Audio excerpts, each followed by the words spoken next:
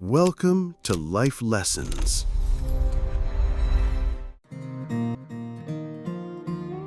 Design your destiny.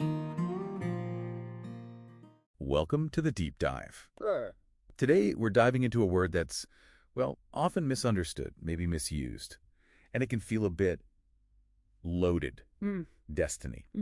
Our mission for this deep dive is really to unpack the sources we looked at and explore just how much agency we truly have in shaping our own lives. Exactly. We'll be looking at perspectives that challenge that old idea of destiny as some fixed, unchangeable path. Right. Instead, these sources present it as something far more dynamic and actually deeply within your influence. So shifting from being just a spectator To an active participant in your own story. Yeah. Get ready for that shift. Okay, so let's unpack this first insight our sources deliver. It's this crucial distinction about how we often frame destiny.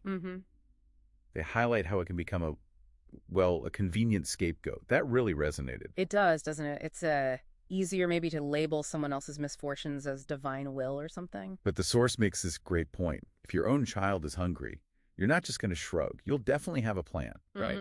You absolutely will. And what's fascinating here is precisely that distinction. It points to a common human tendency, maybe. Yeah. Using the word destiny to sort of sidestep responsibility for things we can't logically make sense of, or perhaps things we just don't want to take action on. It's comforting, maybe, but Or ultimately, it can be disempowering. yeah. Yeah. Okay, so to really get this idea of human agency, the sources bring up a really compelling historical example, polio.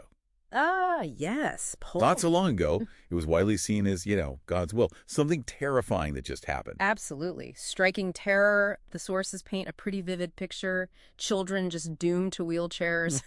A terrible destiny. Yet, and this is the key part, through concerted human effort, we're talking vaccines, political advocacy, massive public and private partnerships, global health care. A huge effort. This perceived act of God was practically eliminated. The numbers are just staggering. They really are. From 350,000 afflicted globally in 1988 down to just 416 by 2013. And think about India, a vast, complex country. No longer polio endemic by 2012. That's incredible. It really showcases our collective ability to, mold situations, doesn't it? It absolutely does. We can change things perceived as fixed. So that's a powerful example of collective agency. But then the sources kind of pivot, bringing it down to a more personal challenge. Right. How we as individuals are often, and they use this phrase, molded by the situations we're in. We end up just reacting to life rather than actively shaping it. Just going with the flow, but maybe not in a good way. And to truly mold your circumstances, the text suggests you first have to know who you are. It makes this really interesting distinction. Yeah. Yourself isn't just like an accumulation of food, your physical body, or just impressions stored in your mind. That's right. The sources describe the true you as something deeper. An underlying consciousness, maybe, a presence. Often it's still unconscious, operating behind the scenes. Okay. But here's the hopeful part, the good news. The sources suggest you can completely rewire yourself. Rewire. How? Through, inner work and what they call technologies. Think practices like focused awareness, maybe meditation, intentional habit formation, cultivating new patterns of thought and emotion. So regardless of your past or genetics or your environment? Regardless, that's the claim. You can actively change your inner landscape. Okay, so what does this understanding of the self mean for our destiny then? Well, the sources suggest your destiny is already being written by you, just unconsciously most of the time. Right, driven by those deeper patterns. Exactly. And they even try to quantify our control, which is interesting. Mastery over your physical body, they say, gives you maybe 15-20% control over your experience. Okay, 15-20. Mastery over your mind jumps that up to 50-60%. Wow, that's a big leap. It is. And then there's this idea of mastery over your life energies, the fundamental vitality. That, they claim, grants you 100% control. 100%. Could you unpack mastery a bit more there? Especially life energies. That sounds intense. Yeah, it does. So mastery of the body is about conscious action, how you move, how you hold yourself.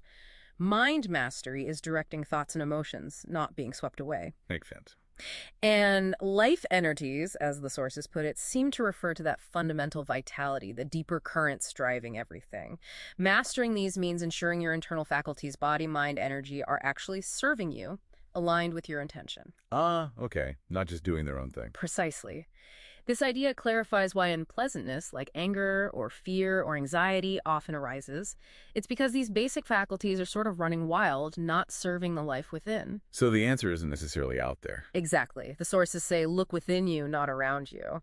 That's where the leverage point is. Right. But the sources also wisely caution that creating your destiny isn't about trying to control the entire outside world. Oh, definitely not. That leads to, well, the sources say tyranny.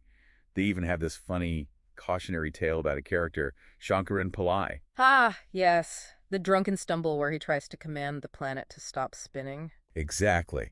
So if it's not about controlling the outside, what is it about? It's about making yourself in such a way that you can, let's say, ride life's events and situations, navigate them skillfully. Okay.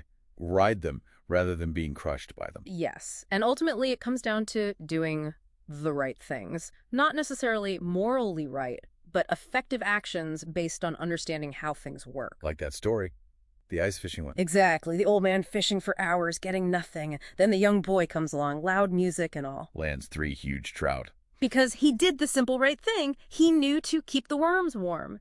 Existence isn't judgmental, the source says. It just responds to the right actions. Wow.